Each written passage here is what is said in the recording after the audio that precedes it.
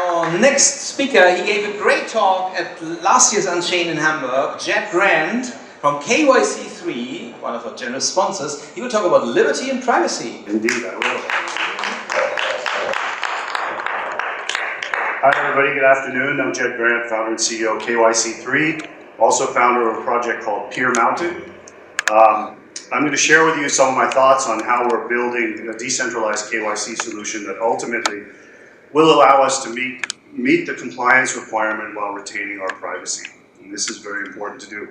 The bad news that I'm going to share with you is that we can't do that today because the regulators won't let us do that today, so we still have to do the old-fashioned way, which you've probably all done, and you know it sucks.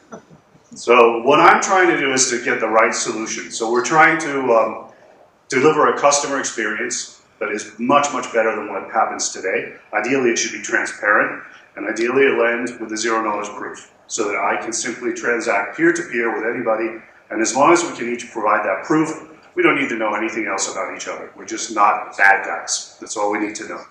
We need to reduce the risk. The whole point of that exercise is to reduce the risk of real bad guys, money laundering, as a result of a predicate offense. Money laundering is a crime that needs a previous crime in order to be a crime. And there's a lot of bad predicate offenses that none of us really want to be involved in, such as human trafficking, sex slaves, this type of thing. And saving costs. So I think we can do KYC much, much more cost effectively than it's done today. This slide got a little messed up, it looks like. The requirements are that we need a self-sovereign system, I believe. So you own your data, you own yourself. These data lakes that get created at exchanges and at traditional banks and other service providers are huge targets for hackers. They are also misused internally by these companies for marketing purposes quite often. And it's something that we don't want to have happen. We want reusable KYC. So you shouldn't have to do this over and over again. You should do this once for a trusted authority, and then you can provide that credibility through that zero-knowledge proof ultimately. So it's reusable, transparent. We need an open ecosystem. We don't want to have a central KYC. India's kind of implemented something in this direction with traditional KYC. They have centers around India in different provinces where individuals can go KYC themselves. They then get a proof. This is all done on classic databases, paper and whatnot. And then they can prove to the financial services industry there that they are KYC. And it has to be compliant. So we need to meet the regulators' requirements. Now, part of the process of getting to decentralized KYC means we have to lobby the regulator. We have to get them to understand what we're doing and get them to accept a better way of doing things. So what we're going to get is better security, better privacy, access to a larger service portfolio. If you think about it, if we have a standard decentralized KYC that can be done in this manner, you can transparently access all these services without having to open accounts over and over. Your account will just be transparently open as soon as you say, I want that. You know, it's as simple as clicking on the button. And for businesses, they'll get a bigger consumer pool that's ready to do business with them. So it makes so much sense from every side. The community that can be built around it, and reducing scams and bots, because we can do that pretty easily as well by liveness testing, which is one of the features in digital KYC that's already implemented and accepted by regulators. So the ecosystem is built on a Peer Mountain architecture. This is powered by the Peer Chain protocol. It consists of 3 different parties that interact. One party can play one or all of the roles, so it's really peer-to-peer. There's 3 different roles that are involved, but the same institution or individual could take on all 3 roles. So you have a consumer that needs a service, you have a service provider that wants to give that service to the consumer, and we have a certificate provider or trust provider that's going to say, yeah, we've looked at this guy and he's not a bad guy. So ultimately you do have to share some information with a trusted third party. It can be anyone that the regulator would accept and that the service provider would accept, but then you can get that proof that you're not a bad guy and you can go on doing business. So the decentralized KYC that we've built today, this tech is in production, we have it, but we're using it in a traditional manner, allows to do real-time video onboarding, so we use face recognition, speech recognition, do a short video, verify that the person is live and it's real-time, because they have to do a multi-factor authentication. So you can self-onboard with that. We also collect ID documents, which we process as well with algorithms that detect the machine-readable zone, extract the data. We match the face on the ID to the face of the person. So it's a short, process that can be done in about 30 seconds if you have your stuff ready. and can cut out a lot of fraud and stops bots from trying to open accounts. You can also do consent, which GDPR requires consent, General Data Protection Regulation in Europe, so we can meet that. And we can also deliver digital signatures. So digital signatures are legally binding. EIDAS is the European standard for digital signatures. That can be done through this KYC process as well. So it's not just a technology about doing KYC, but it's also something that can be used for authentication and to legally sign a digital contract.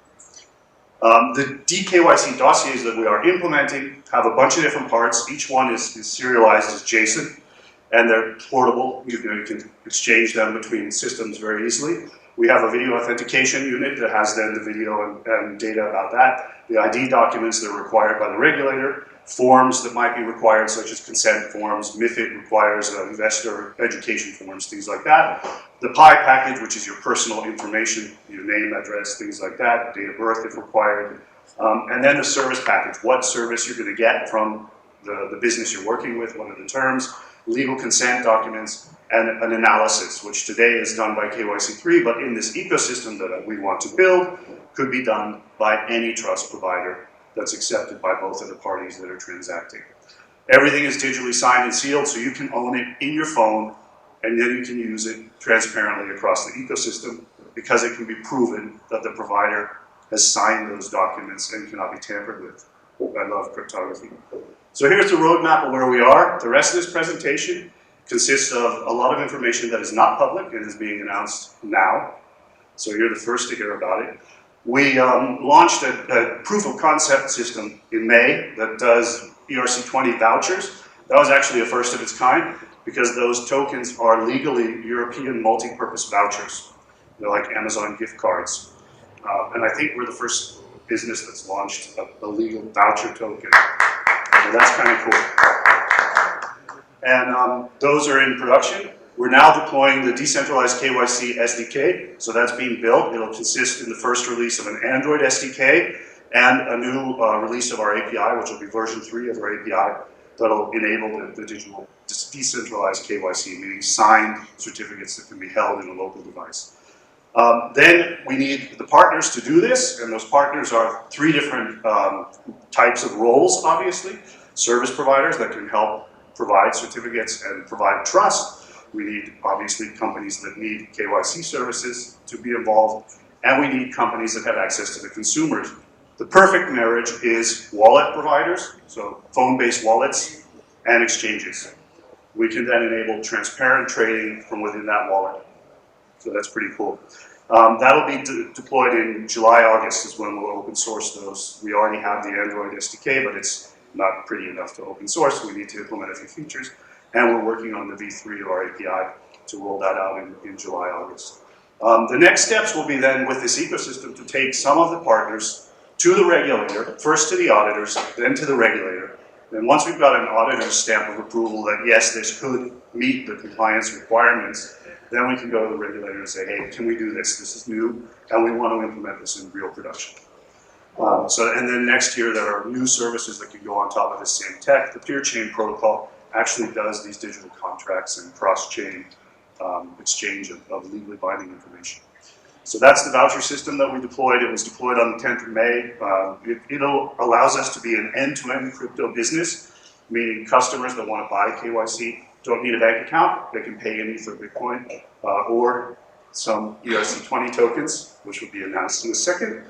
And we are giving some discounts. It's a circular economy, so we're not actually minting and selling a whole bunch of coins. We did a very small contract, ERC20 contract, and those tokens just recirculate. They are actually vouchers. Also, by the multi-purpose voucher, it means that that's only applied at redemption, which is kind of cool. That's just a little fact. So what is announced today is Peer Mountain and KYC3 are merging. So we're putting all the assets together and continuing the development of both as one. The peer chain protocol was patented. I patented it in 2017, I filed, and this was just published. As you can see, 18th of April, 2019. This is a defensive patent, and if any of you were in the happy hour yesterday to learn about the LOT network, we are a member, which means that the license on transfer network, it means that if a patent troll gets a hold of this patent for whatever reason, because we failed, that everyone in the lot network gets a free license to use it, so they cannot be sued by the patent troll. So we really are doing this for community. The patent is defensive. There's some tech fusion that comes with this marriage. We'll have, as I mentioned, the Android SDK, which comes from Pure Mountain, and the V3 API from KYC3 that'll be DKYC enabled. The next milestones are the iOS SDK and a V4 of our KYC box, which collects, it's an on-premise solution in VM, collects the KYC information, evaluates it, lets you store it, and dashboard it so you can see it. There's some new tech that we're really excited about that changes our direction a bit. I really like Taproot. I think that Taproot is going to enable a lot of things that we need to do complex operations like KYC and contracts on the Bitcoin chain. So this is great. You know, we can do the code there, and we can do complex signatures, and we can maintain privacy. So it's good, but the governance is still going to be tricky. So the Pure Mountain token was there, it's there. We never did a public token sale, and we don't intend to do an ICO, so I am not pitching you that. What we're doing is changing the tokenomics a bit, though. Pure Mountain was originally going to have some system income in there, as most projects do, so that could fund development.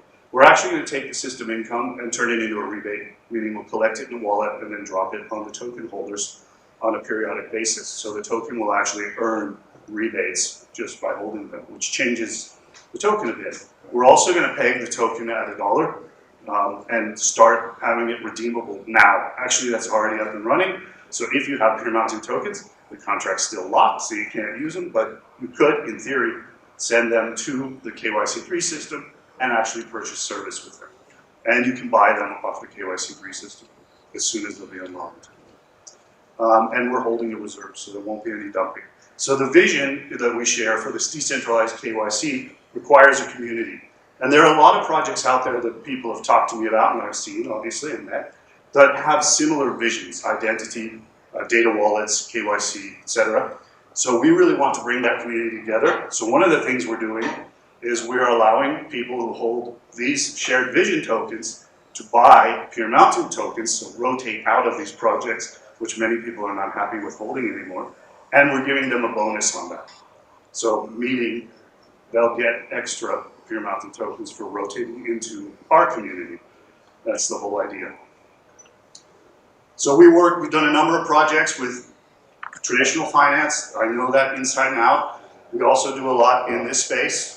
I am definitely for decentralization, privacy, but I'm also against the nasty criminal money laundering. So we have to find a way to make that work. So what we're looking to do is sign MOUs, which are non-binding, with potential partners in this ecosystem.